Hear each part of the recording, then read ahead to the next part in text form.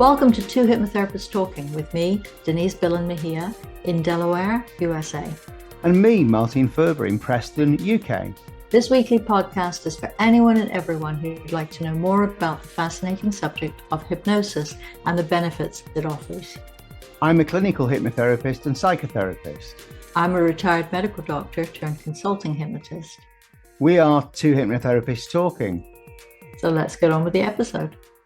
So let's get on with the show. Okay. Episode 9, Denise. I thought you were going to teach me something. As everybody listening, if you've listened before, you know that Martin and I learned at different schools of hypnosis, not just, different schools of thought, different ways of explaining it. And one of the ways he's going to explain to me how he would explain to a client. But it's because we talk quite often, don't we, about what we call the pre-talk. Before we take our clients into that nice therapeutic trance, we talk quite often on the program about the pre-talk and what that involves, positive hopes for the future and all that kind of thing. But we never really talk too much about trance, other than to say we give our own comparisons, don't we? Like it's like a daydream or therapeutic daydreaming. That's therapeutic daydreaming. And something that I learnt about when I was studying hypnosis was something called the default mode network. I think it sounds. I like the sound of it. I wish I'd heard of it before. Okay, come on, teach me what it is. All right. Well, for a kickoff, when you, as soon as you say mode and network and things like that, you think computers, don't you? Mm-hmm. I do. Yeah. Basically, in a nutshell, it's talking about Marcus Raichle identified various parts of the brain which are sort of white hot in terms of being active when we're actually relaxing. People think our brains are resting if we're lying back on the sofa and relaxing and sort of planning our future or thinking away. Our brains are really, really active.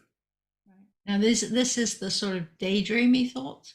Yeah, daydreamy thoughts when it's. So if you're sitting down on the couch and you're trying to remember everything that you've got to put in your suitcase, it's not that part of the brain. That's your conscious mind. Yeah, that's your conscious mind. Yeah, okay. This is the daydreamy part. It said that they found a set of brain regions, including the medial prefrontal cortex, posterior cingulate cortex, and the precuneus, which I've never heard of before. Now what's that? I'm gonna make you put a model of the brain in the show notes here. We'll do that. Yeah. So this he found he hypnotized people under a functional MRI. This is how he identified it, or from EEG? Functional MRI scans. Okay. They were looking at brain activity while people were performing a variety of tasks. As I say, they found that these brain regions were consistently active when people were not engaged in any specific task. Presumably they mean any specific physical task. But the point they made was it's not No, because if you had somebody do multiplication tables, that requires your conscious brain. Probably 2 by 2, but so that it wasn't necessarily physical. No. I'm reading notes here as well, but it says that the work he did on the default mode network was groundbreaking, and it's led to better understanding of how the brain works when we're not engaged in any specific task. Okay. So it's when we are sort of planning for the future or we're daydreaming, that's the part that's active about things that are not related to the present moment. So in other words, you're not doing your multiplication tables or doing anything to do with the present moment. It's when we're daydreaming, when we're mentally rehearsing. And of course, that's similar to when we're in hypnosis, isn't it? Of course. That's why I call it therapeutic daydreaming. Yeah. But with the odd suggestion from some voice that's coming at you. But it's interesting because actually when you've been daydreaming, similar to nighttime dreaming, when you rouse, very quickly you don't remember what you were thinking about. Yeah, I mean, when we're in a proper daydream, when we really are completely zoned out of what's happening around us, even though our eyes can be wide open, You know, I'm trying to think back to when you sort of sit there with your head on your elbow and you're looking out of the window and you're Mhm. not actually looking at what that view is. Right. Your mind just completely drifts off to something else. And Or you worse, really, it can be when you're looking at somebody and you suddenly zone out on them. Thinking more of like lecture halls when they've gone yeah, on, you've passed the 50 minutes when you can stay conscious. yeah, yeah. I mean, that happens a lot though, doesn't it, with people? Of course. You know, in lecture halls especially, Hmm. they just drift off to another place completely. I can remember it at school. I can remember having the board Yeah. duster thrown at me. Yeah, that's what I mean. Yeah. People know you're not there. Yeah, yeah.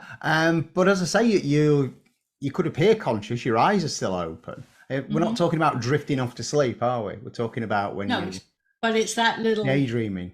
what your brain's doing on your way there. Yeah, So yeah. I mean that's something. Like a question that's been put to me before now is, can you ever remember when you actually fall asleep? We don't, do we? We don't No. remember that moment. We can remember feeling sleepy and drifting off to Right. sleep, but we don't Right. remember falling off Falling to off. sleep. Yeah, it's also, of course, you get this really weird time tunnel thing where you feel like you've been tossing and turning for an hour and you look at the clock and it's 10 minutes. Yeah. Or you feel like you've been in bed for 10 minutes. How can it possibly, the alarm be possibly ringing now? But Mm. yet it is, because it's been ages. Have Okay, you so ever what found that else? happens with hypnosis with your clients though? When They have they lose ever track said of to you time. that was only 5 minutes and it wasn't? It Yeah, was, half an hour or something. yeah. Yeah. The guy over the bridge guy, he remembers talking to a friend. He reported back to me. He talked to his friend and he said, "You were a long time." He said, "No." What? And he looked at the clock and said, "Oh, it's an hour." Yeah, Yeah. I've had it before now when somebody said to me, "Oh, that was quick. What was that?" And it was like, do Hmm. you know how long that was? Yeah. That's that Because, must be another reason they used to use pocket watches. yeah, maybe. But I mean, that's the thing as well, though. When you bring somebody up out of hypnosis, if they've been in a really pleasant, dreamy trance, and you bring them up slowly, Hmm. do you count up? No, No, if it's safe to do so, I just let them come back when they feel they're at not their going to be own there that pace. long. Yeah, Yeah, and I can just sit there and write my notes, or check my calendar, see what's coming next. yeah. Most of my clients I see online. I have one particular client I see physically at her Mm, doctor's office, and she very often falls asleep because she is one of those people that's working three jobs, and mm. it's very easy to get her in, but it's hard to keep her there without her falling on the other end. Well, yeah. I mean, it's And probably the that's only just time she gets to honestly, switch off. sleep is just as therapeutic. I'm not going to just sleep. That's very important. But Oh, it's funny actually. um, I'm writing about that in my next week's newspaper article about sleep. okay, Yeah, because it's we can survive longer without food than we can without sleep, can't we? true. So that tells you the Can't go very importance of long. sleep. So yeah, I'm writing about that next week. Anyway, let me get back on topic. No, I was just Yes. thinking when we bring somebody around from a nice hypnotic trance, Mm-hmm. that's very different from when we wake up naturally and normally in the morning. Not talking Mm-hmm. about when we've been woken up by a loud noise or we've woke up in the middle of the night, but when we wake up from hopefully a night of blissful and restful sleep, I something wakes don't. us up, doesn't it? We get a little Right. surge of something that wakes us up. I don't. Yeah. I don't have that voice in my head saying no. I want to stay asleep, which I do have when I'm being hypnotized. 'Cause Yeah. it's such a lovely feeling. Mm. No, I'm just sort of emphasizing there's a big difference between coming round from hypnosis. Again, it's not the same as when you suddenly snap out of a daydream, is it? No, that's usually very disorienting. Actually, Mm. if you realize that you've forgotten that the teacher was talking to you. Yeah. Yeah. Yeah. So, but what intrigued me about this was the explanation of what the parts were in terms of business. Oh, that you're talking about the That's John very, Ratey metaphor. yes, exactly. That, I mean, I've forgotten, of course, that it was somebody else, but both of those were very useful. Well, yeah, because when people come to see us, Denise, okay, it's nice to give an explanation of how the mind works. Because I always say the more we understand about how our minds work, the better able we are to help ourselves. Yeah. However, nobody comes for a biology lesson, do they? Not really. Yeah. And metaphor is very useful. So. Yeah, well, that's it. I mean, well, you could sit there spouting off all the big words about the parts of the brain all day long. You know, and it's not going to impress anybody, is it? You know, people don't want to come for a science lesson. They don't want to be bamboozled with information, but they need a clear understanding. So we use what's called the John Ratey metaphor. And John Ratey, again, American, he wrote... There are more of them than there are English. No, he wrote the book Spark. Okay. And it's something to do... Okay, this is straight off the top of my head now. Something to do with phys ed in schools in the Chicago area. He's the one that devised different programs where pupils aren't in effect, or students aren't in effect, competing against each other. Okay, different atmospheres. So you're competing against yourself. You're trying to improve your own personal best on things, and the difference that made to people's mental attitude towards things. Because let's face it, if you're not the physically fittest in the class, you may always be the last or in the last group. Exactly. But you could be twice as good as you were last week. Yeah, exactly. Still come in last. And it was going from that angle, and he like I say, I'm just paraphrasing what I can remember now. But he devised these phys ed things in schools in Chicago, and I think it went nationwide in what you call public schools over there, or what we call state schools, aren't they? Yeah. That's the big difference, because in England, a public school is a private school. Yeah. Yes. Why are you so impressed with Eton? It's a public school. No, so the Ratey metaphor, we explain to people about the prefrontal cortex. We use the metaphor of a company. We say that's the CEO of the brain, the chief executive officer, for want of a better description. And then we talk about the anterior cingulate cortex, which of course nobody wants to know those big words, do they? So we just say the secretary of the brain, who is responsible for monitoring the environment and alerting the CEO. And then we talk about the amygdala, which of course, you know, the primitive fight flight side of the brain. We talk about that as being head of security. So you use a little metaphor around a head of security, a secretary, and a CEO. Yeah, I like that. Yeah, very handy. Yeah, it's quite all right, isn't it? And you know, and like the other bits, those are the bits that are doing this automatically. Yeah, well, that's it. Plus, I mean, there's far more bits to the brain than that. But that's all. It's a need to know basis, isn't it? You know, like I say, people don't come to us for science lessons, biology lessons. No, but it is reassuring to know there is science behind it. It's not, well, you know, if you've read any of the preambles to this podcast, no woo-woo, no, you know what? No BS. I mean, sorry, go on. Go ahead. No, go ahead. And I know what I always say to clients is I say, I can't read minds. I don't know what you're thinking. I don't know how you're feeling. But I can tell you why you think the way you do and why you feel the way you do.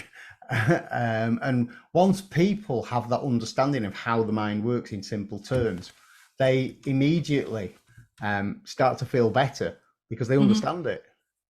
Yeah, and yeah, it feels controllable if you can understand something. Yeah. I knew you would articulate it better than I did. Hardly. All right. So, did this come to you when we were interviewing the last? We pre-record some of our guests, so when we were recording next week's show, okay, it suddenly came back to me because Karen was my tutor, and she used that metaphor all the time. I use different ones these days, but that's the basic one. You know, I like to explain things in metaphors to people. Like there's another one, the subconscious. Okay, doesn't exist. You can't point to it on a picture of the brain, can you? We can point to all the other fancy words, the anterior cingulate cortex and all the rest of it, but we can't point to the subconscious. Watch out! I'll bring a brain and say, point to the bit it is. So again, I use metaphors for that, for the subconscious, and my favorite two are the crossword. If we're looking for a crossword clue and we get stuck on an answer. We put the crossword down and we get on with our day. And 3 hours later, out of nowhere, because we weren't consciously thinking about it or thinking about the answer. Exactly what happens. Somebody, I had it a minute ago, and then 3 hours later it comes to you when you're driving down the road. Yeah. Mine's on something else completely, and it'll just come out of nowhere. Yeah. That's one example I use of the subconscious, i.e. anything the brain is doing that we're not consciously thinking about. Then the other one is more particularly to do with hypnosis and the subconscious. What I like to describe to people is if they go and see a movie, okay, or watch one on television, something that you really enjoy and you're thinking about it afterwards, and then you put it to the back of your mind, and then later on in the week, out of nowhere, while you're getting on with your work or doing something else, out of nowhere, you start to replay little bits of the movie, or perhaps change the ending a little bit, or start to think about the gorgeous pink outfit somebody was wearing, and would that suit me, or whatever. But you start to play little bits of it back, and that's how I explain the type of hypnosis I do to people. I say, we're putting things there in your subconscious, and it will keep replaying back to you later in the week and reminding you of all the, the things that you wanted to achieve from hypnosis, basically.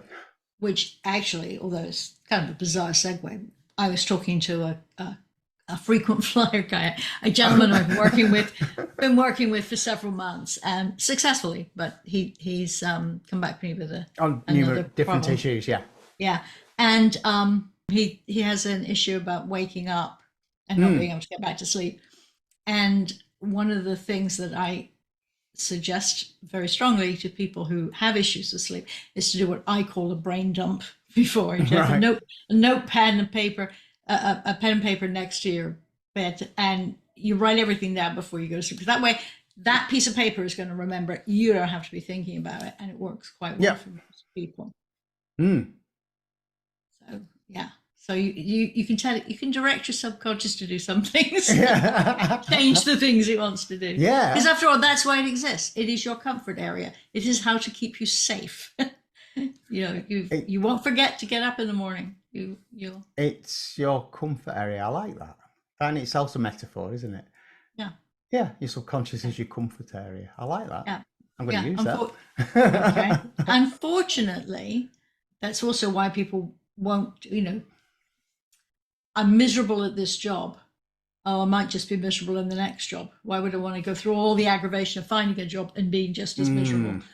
Those So you'd have to tweak those things a bit, but you're right. You don't want to leave just for the sake of leaving.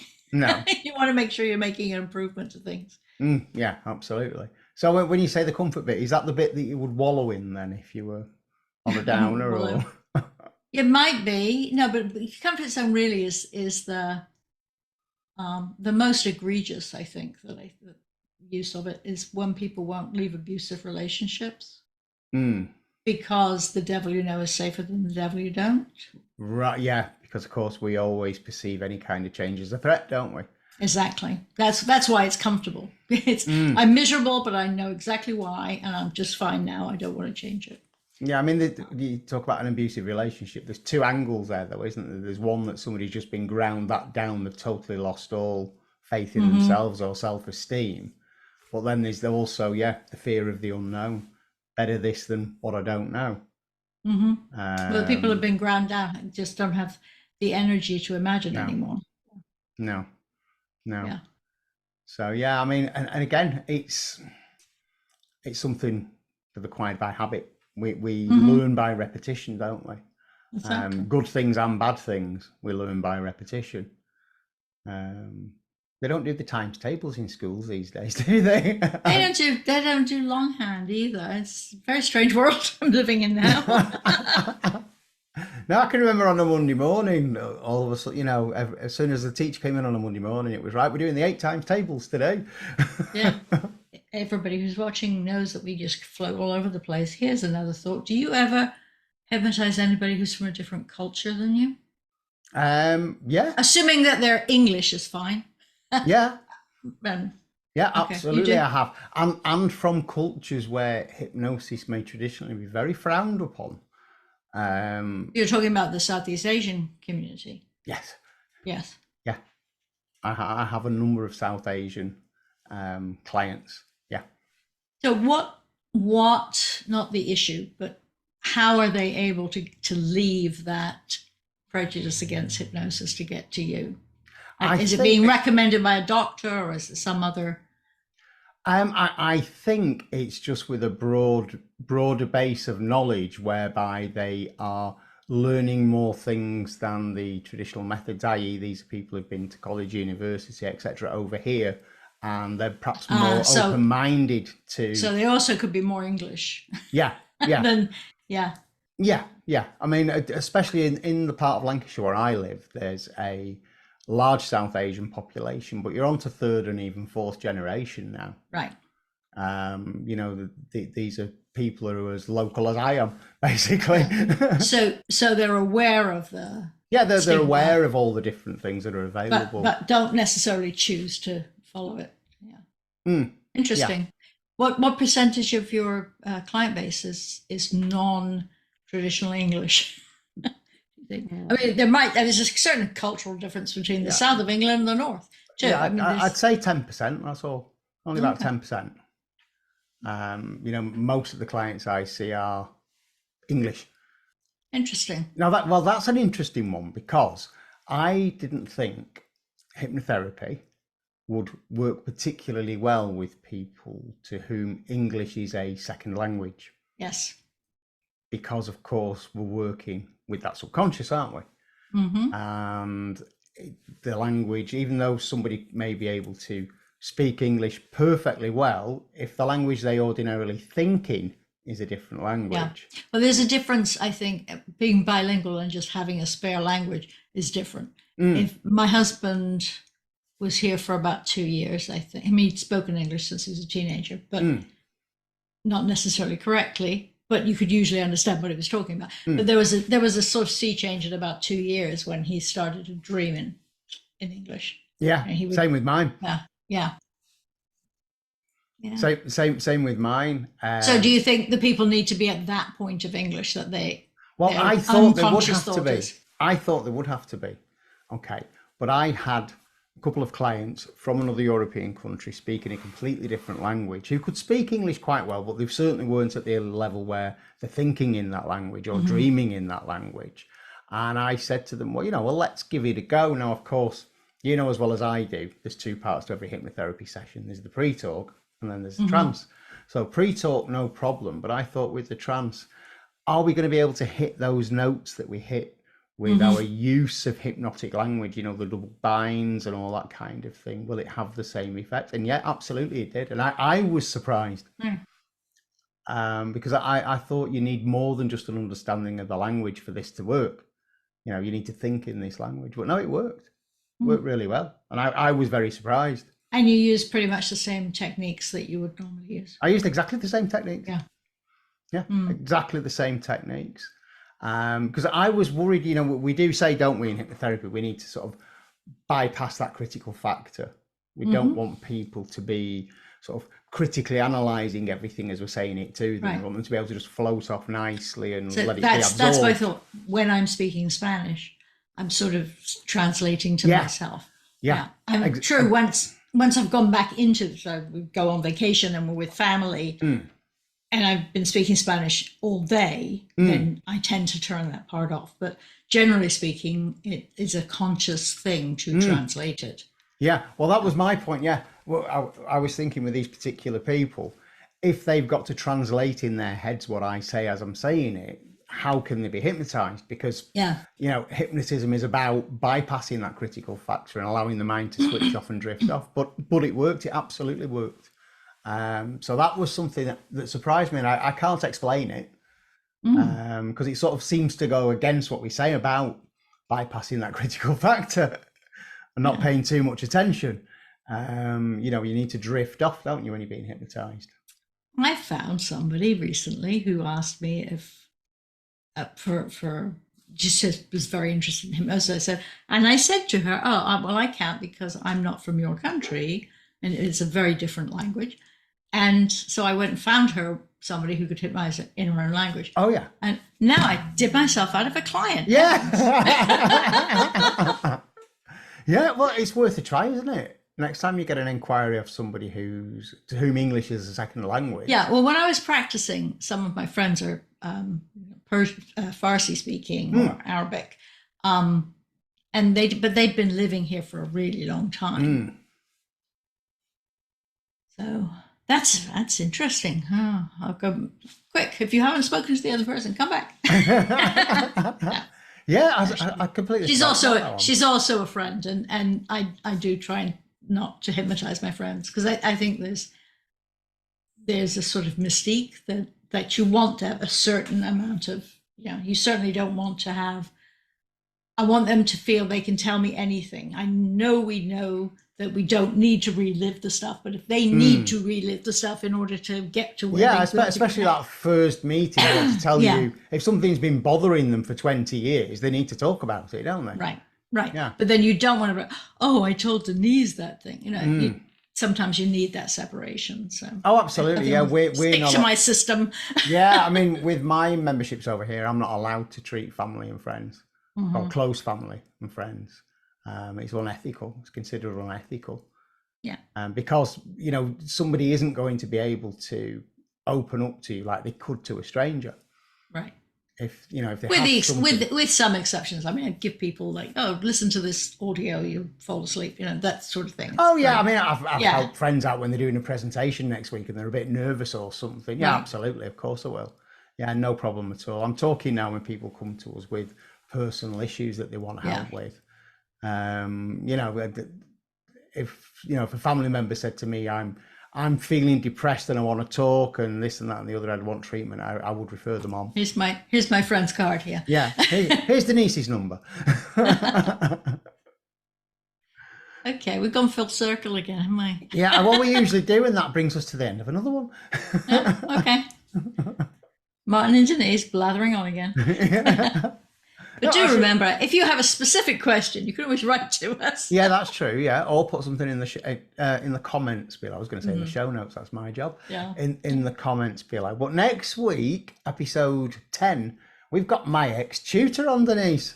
I know, which is actually how we got to this first topic of conversation. Yeah. But yes, it was lovely to meet her, and I'm really looking forward to people's reactions. Yeah. So tune in on the next one. That's Karen Dunnett. Or I wonder if it's Dunay, like Mrs. Bouquet. No, we should have asked. No, it's Karen Dunnett. She's on next week with us. So I'll see you next week, Denise. Okay, dear. Bye-bye. Bye.